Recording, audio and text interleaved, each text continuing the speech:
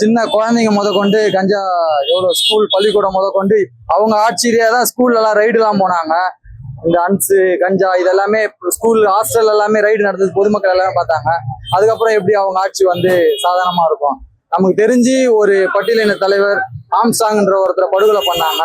இது அமைதிக்கான ஆட்சி நம்ம சொல்ல முடியுமா? ஒரு பொதுமக்கள் பார்வையில இருந்து பார்க்கும் போதுமே எப்படி இதெல்லாம் நம்ம ஒரு நல்ல ஆட்சி நம்ம சொல்ல முடியும்? முதல்ல பெண்களுக்கு பாதுகாப்பு தரணும், ஓகேங்களா? அடுத்தபடியாக அந்த கொலை கொள்ளை இப்போ பட்ட பகல்ல மதுரையில் ஏதோ ஒரு ஊர்ல வெட்டி கொலை பண்ணாங்க.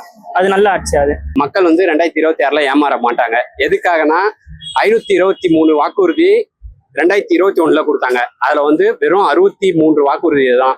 ஸோ அது பர்சன்டேஜ்ல பத்தி பார்த்தா 17% தான் வாக்குறுதியை நிறைவேற்றினாங்களே. ஒரு ஃபெயிலான கட்சி தான் திமுகவே. ஆனா அண்ணா எடப்பாடியார் அம்மா விட்டு போன அந்த கொரோனா காலத்துல 4 வருஷம் 2 மாசம் இருந்தாரு. அந்த 4 வருஷம் 2 மாசமும் சிறப்பான ஆட்சியை கொடுத்தாரு.